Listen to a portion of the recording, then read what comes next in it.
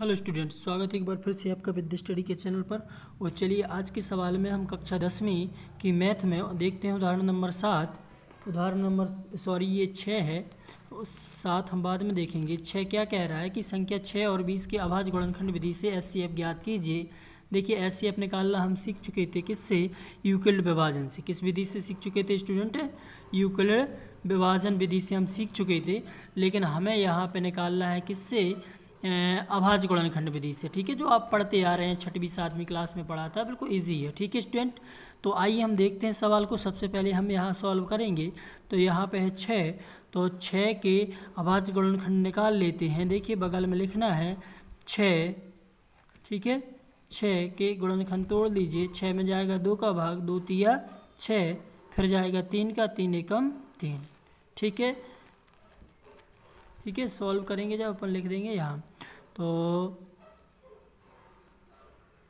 6 के अभाज्य गुणनखंड कौन कौन सी है स्टूडेंट?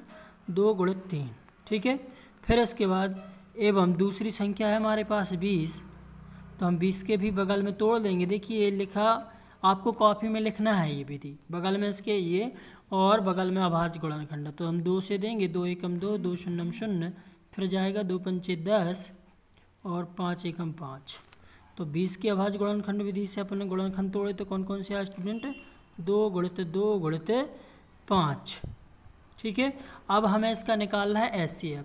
एचसीएफ का आप मतलब समझिए, अभाज्य गुणनखंड विधि में होता क्या है। अब एचसीएफ देखिए वो कहलाता है एचसीएफ, यानी कि उभयनिष्ठ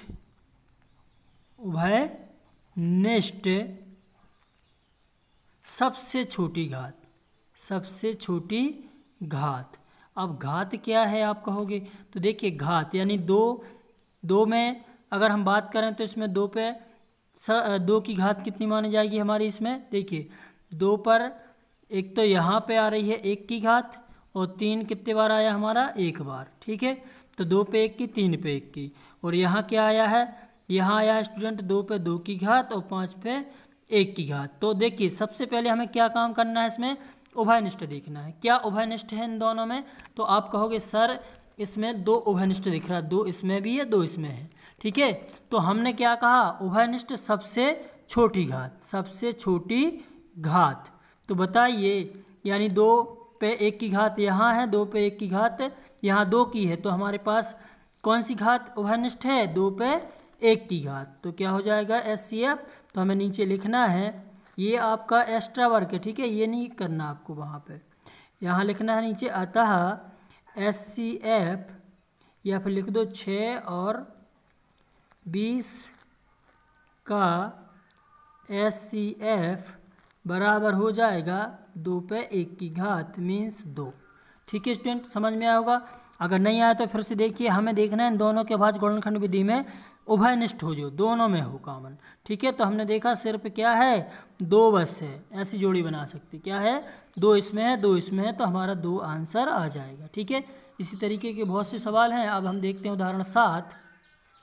देखिए स्टूडेंट, उदाहरण 7 क्या कह रहा है कि अभाज्य गुणनखंड विधि द्वारा, अभाज्य गुणनखंड विधि से 96 और 404 का एचसीएफ ज्ञात कीजिए, फिर इनका एलसीएम भी ज्ञात कीजिए। तो सबसे पहले स्टूडेंट हम क्या करते हैं? इनका एचसीएफ निकालते हैं। एचसीएफ निकालने के लिए हमें क्या करना है? जब हम इसको सॉल्व करेंगे, हल करेंगे, तो क्या करना है स्टूडेंट? हमें सबसे पहले इनके अभाज्य गुणनखंड निकाल लेते हैं। सबसे पहले क्या है? 96, तो 96 के अभाज्य गुणनखंड तोड़ लेते हैं। फिर क्या है? 404, तो इसके भी गुणनखंड तोड़ लेते हैं। ठीक है स्टूडेंट, तो अभाज्य गुणनखंड तोड़ना आता है आपको। अभाज्य संख्या से भाग देना, तो सबसे पहले हम 2 का करेंगे। 2 चौके 8, 9 में से 8 गया, बचा 1, बगल वाले को दे देंगे, हो जाएगा 16। ठीक है, तो 2 अट्ठे 16। फिर से स्टूडेंट लास्ट में सम है तो 2 का जाएगा, 2 का देंगे, 2 दूनी 4, 2 चौके 8, फिर से जाएगा 2 का, 2 एकम 2, 2 दूनी 4, 2 का फिर जाएगा, 2 छम 12, 2 का 2 तिया 6, और अब लास्ट में जाएगा स्टूडेंट 3 एकम 3। इसी तरह इसमें देखते हैं, तो सबसे पहले इसमें 2 का जाएगा, 2 का क्यों जाएगा? लास्ट का अंक सम है, तो 2 दूनी 4, 2 शून्यम 0, 2 दूनी 4। फिर 2 का जाएगा 2 एकम 2, 2 शून्यम 0, 2 एकम 2। ठीक है स्टूडेंट, अब देखिए इसमें अब हम देखते हैं आगे 3 का जा रहा क्या, 4 का जा रहा क्या, ठीक है, या फिर 5 का जा रहा। तो बताइए अब इसमें ये अभाज्य संख्या है, अब इसमें किसी का नहीं जाएगा तो फिर सीधा सा हम दे देंगे क्या 101 का। किसका दे देंगे फिर 101 का। देखिए कुछ संख्या ऐसी होती है जिसमें किसी का भाग नहीं जाता है, अभाज्य होती है तो उसी का भाग देना पड़ता है। ठीक है स्टूडेंट, तो ये हमने अभाज्य गुणनखंड विधि से अभाज्य गुणनखंड तोड़ लिए हैं। अब हम लिखते हैं यहाँ पे 96 के। देखिए स्टूडेंट 96 के हमने ये जो आए थे अपने पूरे सारे के सारे लिख लिए। ऐसे ही यहाँ पे 404 के लिख दिए। ठीक है, तो हम देखते हैं यहाँ पे घात के रूप में लिखते हैं तो 2 पे कितने की घात। अच्छा, हमें इनका SCF निकालना है। क्या निकालना है? SCF। तो हमने कहा था SCF आपको अगर नहीं आता है समझ में तो देखिए हमें देखना है कि कॉमन क्या है इन दोनों, उभयनिष्ठ क्या है। तो 2 है यहाँ पे, इसमें चेक कीजिए है क्या, बिल्कुल है। ठीक है, तो हमारा एक SCF क्या आ जाए, एक आ जाएगा 2।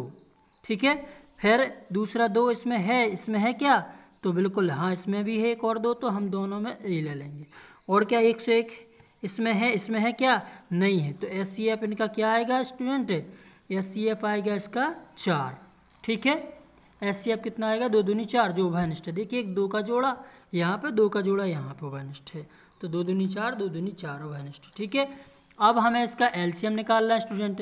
तो LCM के लिए एक सूत्र होता है, मैं पहले वो आपको बता देता हूँ। ठीक है स्टूडेंट, देखिए स्टूडेंट ये सूत्र होता है 2 संख्याओं का गुणनफल बराबर LCM गुणित SCF। ठीक है, जैसे मान के चलिए कोई 2 संख्या हैं A और B, तो A गुणित B बराबर हो जाएगा क्या LCM गुणित SCF, ये सूत्र होता है। ठीक है, तो वही हमें यहाँ पर सूत्र लगा देंगे स्टूडेंट, क्योंकि हमें 2 संख्या हमारे पास 96 और 404, तो 2 संख्याओं का गुणनफल देखिए LCM निकालना है।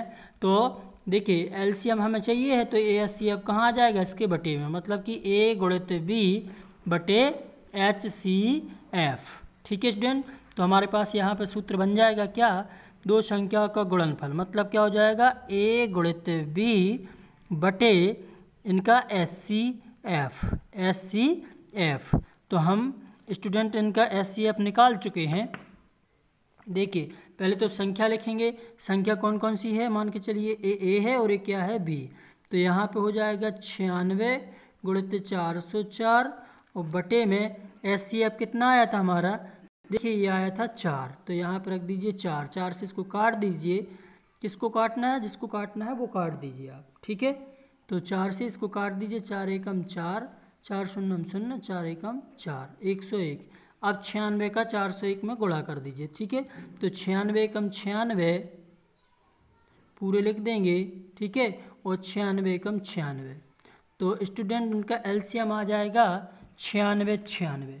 ठीक है, तो ये सवाल था। इसी तरीके के प्रश्नावली में भी सवाल दिए गए हैं स्टूडेंट, तो इसको हल कीजिए, नोट्स बनाइए इसके, और प्रश्नावली के आप स्वयं हल करने की कोशिश कीजिए, हल करके देखिए, क्योंकि मैं तो करा ही दूंगा बट आप अपने आप से कीजिए, क्योंकि जब तक आप स्वयं नहीं करते तब तक आपको कॉन्फिडेंस नहीं आएगा। ठीक है, और जब तक खुद कॉन्फिडेंस नहीं आएगा तो आप सरल से सरल सवाल नहीं कर पाएंगे। इसलिए मैथ मांगती है प्रैक्टिस। ठीक है, प्रैक्टिस कीजिए स्टूडेंट। और एक बात और कहना चाहूँगा कि आप लोग वीडियो देख रहे हैं लेकिन वीडियो को लाइक और कमेंट्स नहीं कर रहे हैं, तो इसमें बुरा लगता है। ठीक है, वीडियो बहुत देख रहे हैं आप लोग, और शेयर भी कीजिए। चलिए स्टूडेंट, मिलते हैं नेक्स्ट वीडियो में, तब तक के लिए जय हिंद जय भारत। ऐसे ही वीडियो, ऐसे ही 10वीं 9वीं की और 11वीं की गणित पढ़ने के लिए आप विद्या स्टडी चैनल के लिए सब्सक्राइब कर सकते हैं।